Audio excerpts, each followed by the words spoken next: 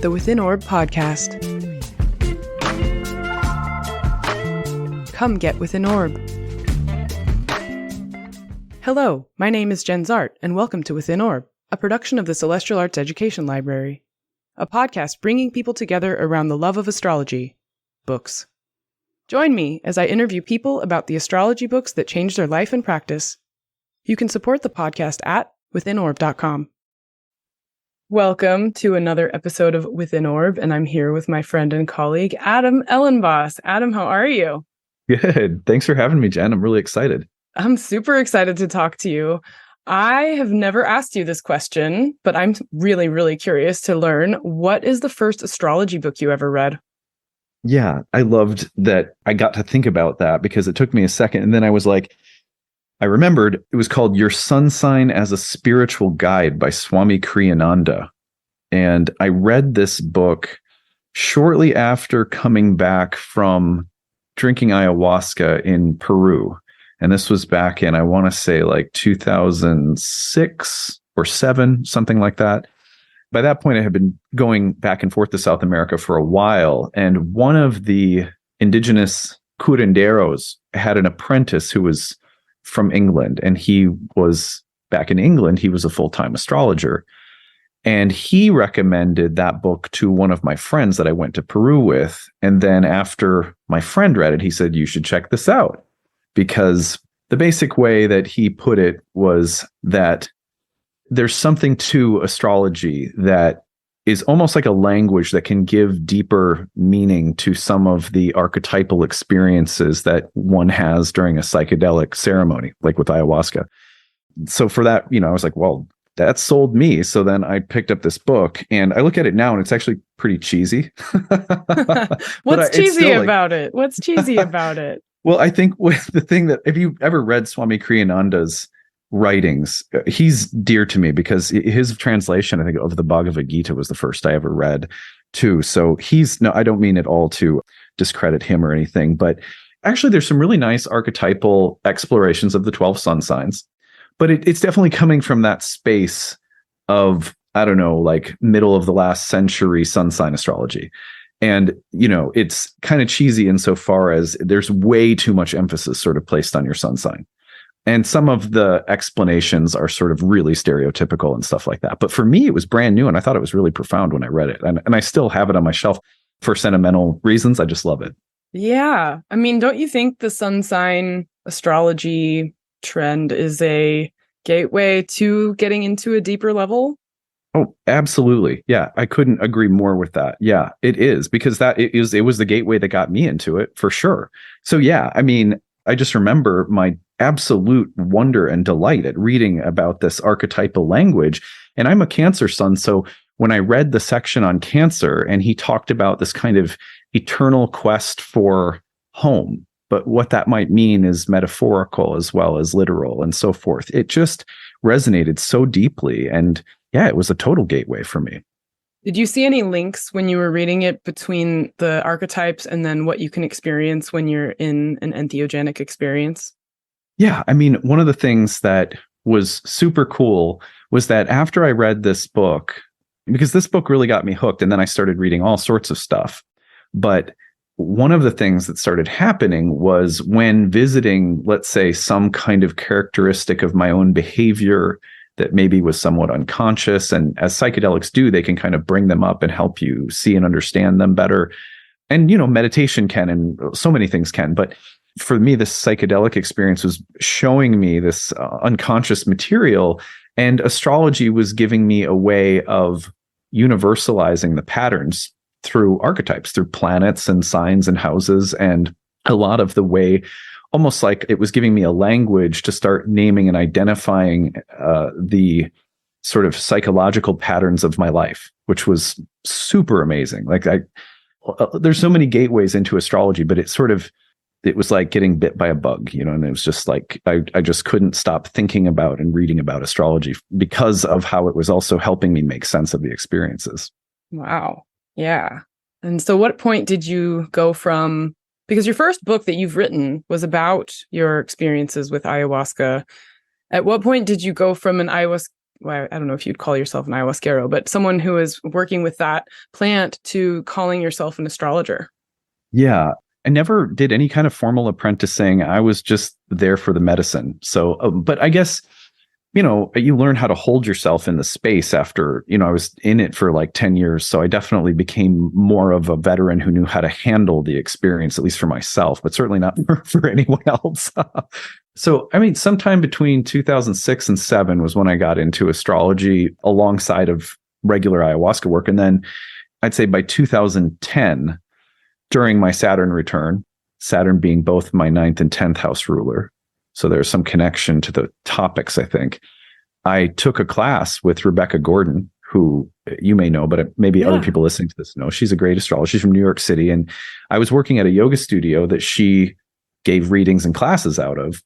And she was hosting like an upcoming 10-week class for beginners. So I took it, and it solidified everything that I had been passionate about, but didn't think could become a career for several years up until that point. And she was really the one who sort of pushed me out of the nest and was like, you can do this. You just need to go do it. And you're not ever going to feel like you're ready. Just like you've had all of this training, and I work with people all the time, and like, you're ready. Just go give readings and you'll do fine. So she really gave me the encouragement. And it actually so happened that I started writing about astrology on Reality Sandwich, which was this web magazine that I wrote for that was also publishing my book. So at the time that my book came out, the publicity for my book, which was about ayahuasca, was sort of doubling up with the platform I was developing as Reality Sandwich's like lone astrologer at that point.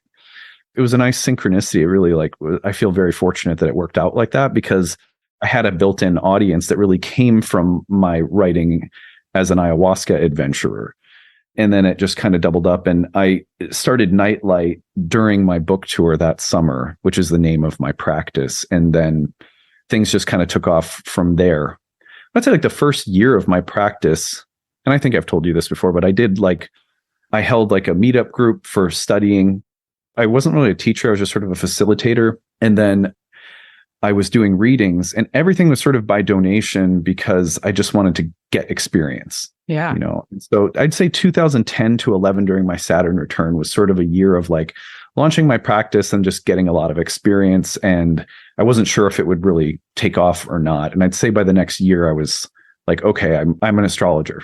So Wow. And now you've hit an amazing milestone, because right now you're going through the 10th year of an annual Kickstarter that's wildly, if not the most successful astrology Kickstarter. Thanks. Yeah, I can't believe it's been 10 years. In fact, when we started talking and you were asking like, which one are you doing right now? And I was like, I think it's the 10th. So I was like, it is the 10th. And I think early on, I was creating daily content that was written material. And then I don't know, it was like 2018 around there that I switched to YouTube, and the audience grew and stuff. But every year I would create all this content, and I would be like, at the end of the year, if you like it, pitch in and support it, because I'm doing it for free year round, about 300 days of the year. And if you like it, pitch in. And then I try to provide rewards that you could donate and receive that hopefully are also like helpful. And sometimes there's discounts to my classes or like a end of the year reading or something. So I'd throw that kind of stuff in. And the first time I did it, I didn't even know it would work. Yeah. And it actually took 4 or 5 years before it started kind of really going to another level. And so it's just been like, yeah. And who knows where it'll go. I'm kind of every year I kind of just have no expectations and sort of hope for the best.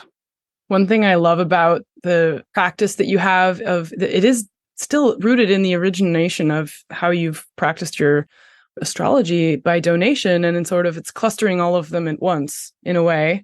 Right. But it's regular, and I so appreciate that. So yeah, we're just in the thick of it. And I mean, even today when we're broadcasting, it's a day to like give people gifts and enjoy each other's company and just be together and reminisce. And I just wanted to also publicly say I really appreciate the consistency with which you show up for the community, and you also are professional in the community. So oh, thanks. Yeah. Well, I feel the same way about you and all that you've done for the community in so many different ways, from publishing to teaching to readings. You've been a kindred spirit for sure. Oh, thanks. And now I'm jumping in the podcast world. And here is the question of I was thinking, I love talking to people about books. And then my thing was like, if you were going to go someplace where you could only take your most favorite astrology books with you, I had this like hypothesis of what in our community like are the hidden gems that we might not know about, and what are the top of the pops that everybody's going to pick, And the only way to do it is to ask. So if you were going to be stranded on a desert island with your 3 favorite astrology books, what are they? What are the books that sort of really are close to your heart and that changed your practice? Gosh. So the first book that I read after Your Sun Sign as a Spiritual Guide, I started reading a bunch of Liz Greene books. But the book that like completely rocked my universe was Cosmos and Psyche by Richard Tarnas, mostly because, obviously the book is incredible, and the way he tracks out mundane transits and tells like this huge arc of history through planetary combinations, like the whole thing is just, it's awesome. It's like the Bohemian Rhapsody of like astrology texts in the last, 100 years or something. But I feel like that book also came through a psychedelic framework, the holotropic breathwork and LSD therapy that had been paired alongside of astrological transit tracking between Tarnas and Groff. It just validated for me what I was experiencing as I was studying astrology and feeling like the psychedelic experiences with ayahuasca were sort of catalyzing my development as an astrologer.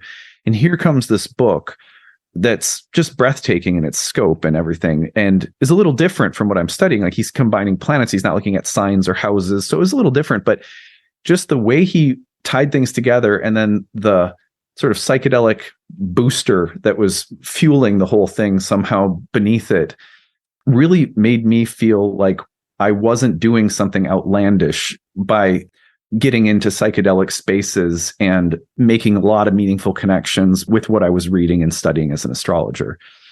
So for that reason in particular, the book was really powerful to me, in addition to obviously it being like a book that I'm sure lots of other people on your show will list, Yeah. Yeah. But I'm hearing you also say that it carved out a little home for you. Yes. Because it was leading by example. And so you could feel safe doing how you do astrology. Yeah, exactly. It was like, oh, this is one of my people. Yeah, that's awesome. Or even like I would say at that point, really like this is like an elder that I can look to, because I ended up going to Pacifica to several of his conferences that he gave, and he also was really responsible for getting me into not just Jung's work, but also James Hillman's work, which became like really, really important to me. So, and then I went and saw him teach on the life and work of James Hillman, and Hillman's wife was there. And so he really opened a huge door for me. And what's really cool is that another kind of meaningful synchronicity with that book was that I was searching for more of his material on Facebook or YouTube or something. And this was, I don't know, like must have been like 2012 or 11 or something like that, a little bit into my career. And I stumbled across Becca Tarnas and her relating of astrology to The Lord of the Rings. And she was giving a talk in like some like eclectic setting. And I was like, who is this? And is she related to Richard Tarnas? And I didn't know anything about her or whatever. And it turns out that now she's one of my favorite like friends and colleagues in the astrology world. After some years later, I ended up meeting her, and she's taught at Nightlight and stuff. And I feel like the Tarnas lineage is pretty cool too, because, you know, that meaningfully connected my favorite, and probably a lot of people's favorite, like fantasy series of all time, to astrology. And so the Tarnas, I just call it the Tarnas lineage, has been really cool for me. Very cool. Very cool. Yeah. I consider her a close friend as well. So that's awesome. Imagine stepping into a room of 5,000 astrology books, turning a corner and stepping into a room of 2,000 more. The Celestial Arts Education Library is every astrologer's dream, and it can be yours. I invite you to come support CAELi before you can visit physically. Your support will mean the creation of 52 new episodes of Within Orb next year, 4 issues of the CAELi Review, our inaugural journal, and countless book talks, events, classes for our community. Visit our website, www.caeli.institute/support, to select your level of care. Please help support CAELi into the future, our future, so that we may study the future together. Thank you for listening. Please enjoy the rest of the show. What would be the next book that you would take with you? So this book is probably the most philosophically meaningful and like spiritually. Maybe there's no book that's transformed the way I think about what astrology is more than Geoffrey Cornelius's book, The Moment of Astrology. And the subtitle is Origins and Divination. And it's a kind of a controversial book insofar as he's taking a stand on an issue that's really is part of an ongoing debate in the field of astrology as to like what astrology is or sort of how it works epistemologically. His book goes to great lengths to argue for astrology as a form of divination. That's how we should understand it, rather than say like an empirical science or something. And I want to say like that while I love this book because it really helped clarify what my own position was. Like, oh yeah, that's how I think about it. He's articulating something that I've only been sort of slightly aware of. Like this is how I orient, but I couldn't even have articulated it. And so I love this book because my bachelor's degree was in philosophy and master's degree, I spent a lot of time in literary theory, very philosophical. So I like thinking about that kind of stuff. And one of the things that I found myself pausing many times and reflecting on in my early years as an astrologer and like seeing clients and stuff is like, how is this working? Like what is going on here? And I just really love the answer that he comes to. Even I identify with it, even though I'll even like stand for it. Like I get up, I definitely have like my soapboxes that I think astrology is divination. But I also try to hold this simultaneous space where it's like, yeah, and maybe it isn't, like who knows? Because I just think it's important to be able to be wrong and to keep interesting conversations going and not like close them down, which is something I think I've gotten a little bit better at as I've grown as a person and an astrologer. But his book really helped me just articulate for myself what I think astrology, like how it is that it's working. And also how wrong charts can work. Yeah, I love that. So like, being wrong, but being right, but still being wrong, but still being right. Yeah, totally. Just such ambiguity, but powerful conversations in the midst of it, Yeah, absolutely. I met you because of your Geoffrey Cornelius workshop in New York City. That's right. Yeah. So that's interesting because the British astrologer who I met through my connections in Peru, that was his longtime mentor, Geoffrey Cornelius. Mm-hmm. And so we were originally thinking of doing an astrology retreat and combining it with ayahuasca. It didn't work out. And then he suggested, why don't I have my mentor, Geoffrey, and he actually paid for and flew him to New York City. Like, this is him saying, you're sort of tapped into like a younger crowd of astrologers, and I really want them to be exposed to his work. So he flew him out as kind of like just a really nice gesture for both me and Geoffrey. And we hosted him at the Edgar Cayce Center in New York for a series of seminars on his work. And then we took a retreat to upstate New York for a few more days where he taught on like the tarot, the I Ching, and other forms of divination, which was super cool. And to this day, I'm not like super close with him or anything, but like the few conversations I got to have with him have like had a really lasting impact on me. That's awesome. Yeah. And thank you for organizing that back then. It definitely blew my mind to meet him in person, to have him talk about, for example, with Horary, the conditions against judgment and break them down one by one and show you how you actually can judge the chart. And the reason why it's called condition against judgment is because the answers aren't nice. And so it's like, let's just not read the chart right now, as opposed to we can't read the chart. And that was so amazing to hear him say verbatim and just watch him walk through that, and then also to meet you and just kind of check out who you were. Because I saw you kind of bubbling up and I'm like, who is this Adam guy? What's going on, Right. And it was impressive to me that you were already organizing events like that, I was lucky. That was like, that was just the stars aligned. Yeah, but that's cool. It's cool. And I remember seeing Geoffrey later in London and asking him, so he has that fourfold hermeneutic inside the Moment of Astrology where you're kind of breaking down the meanings. And I was like, well, what about if we add a fifth layer and the astrological is its own layer? And he shot it down. He broke out his triple Capricorn and was just like, I don't think so. But I'm going to push back. Like you said, you have your own takes and your ways in which, you engage with this book, and it allows you to think philosophically. And I maintain there is a fifth layer that's astrological.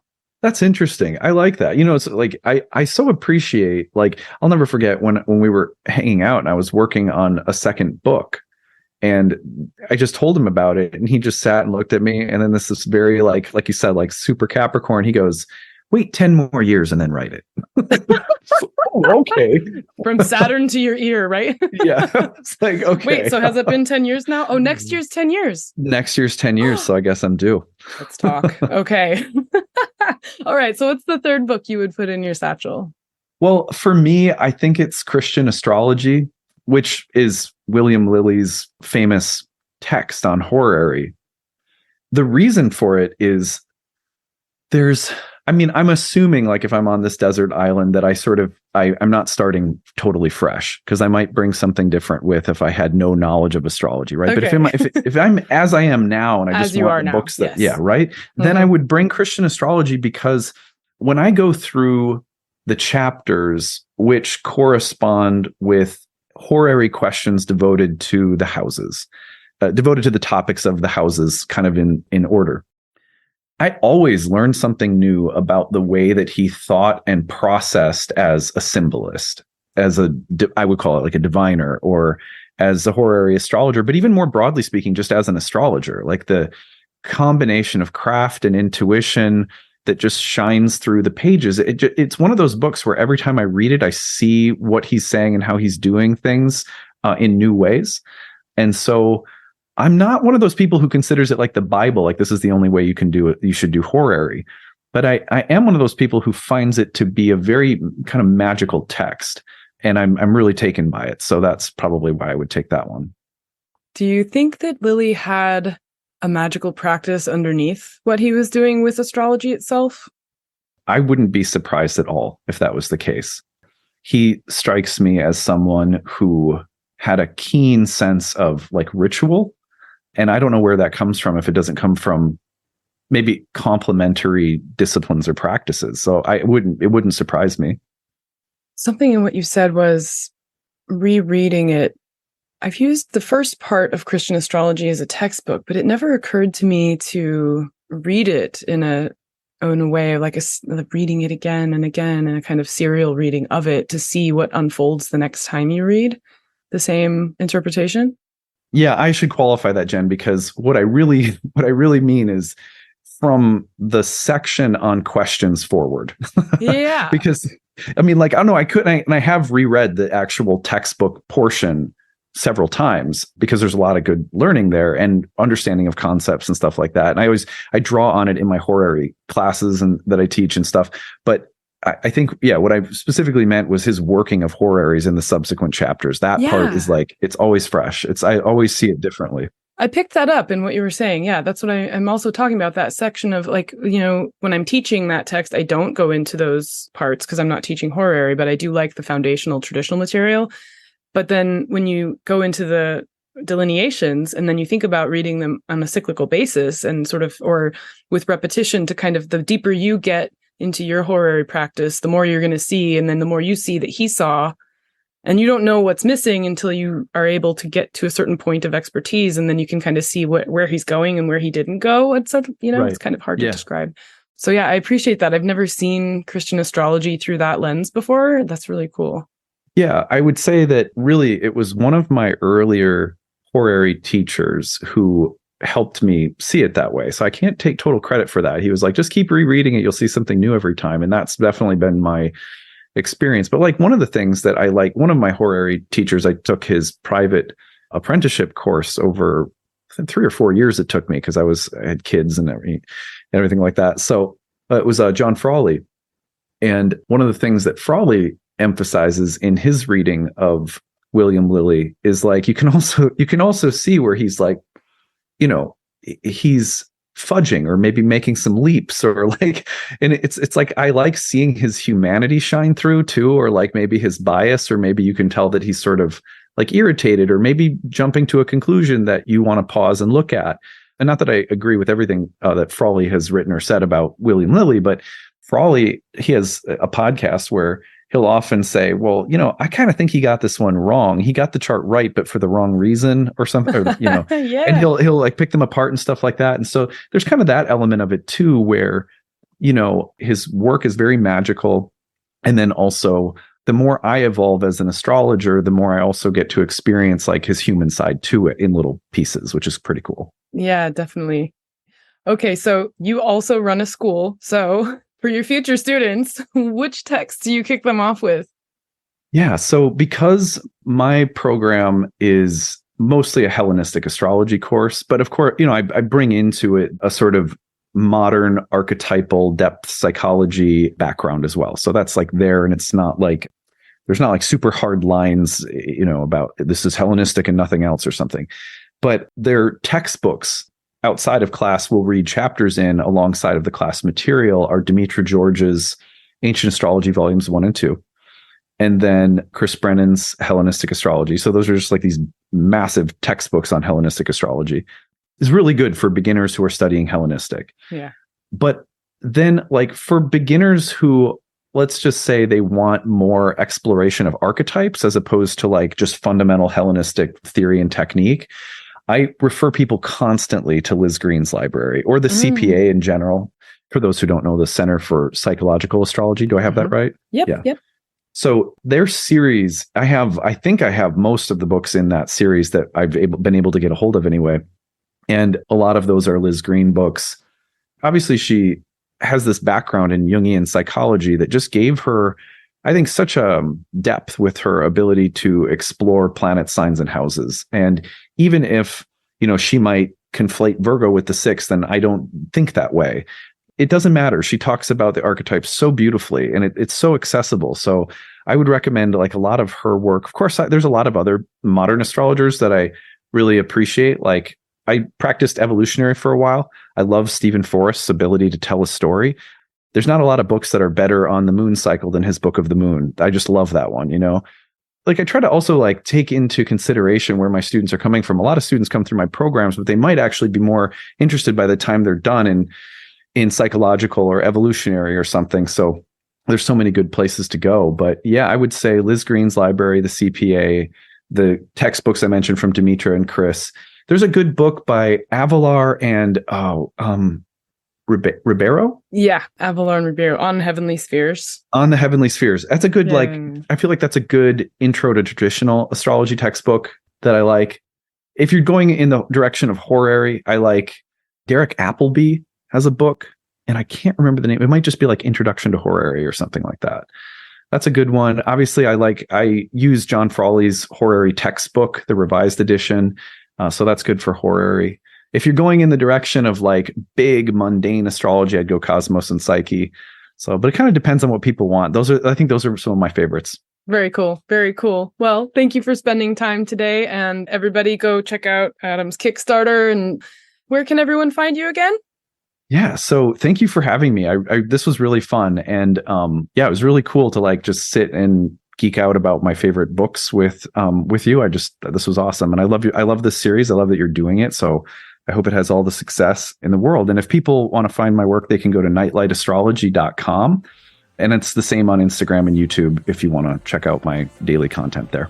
All right. Thanks, Adam. And good luck with your Kickstarter. And we'll talk to you soon. Thanks, Jen. Thank you for listening to Within Orb. To learn more about the Celestial Arts Education Library, or to become a member, visit our website at CAELi.institute. That's www.caeli.institute. If you enjoyed this episode, please help spread the word. Follow or subscribe to Within Orb in your podcatcher of choice, rate it 5 stars, or write us a happy review. This helps others find the show. We also want to give a big thanks to the indie band The E-Block for contributing their song Wake Up for our intro and outro music. You can find them at their website, eblockband.com. This is Jenn Zahrt, signing off for now. See you next time.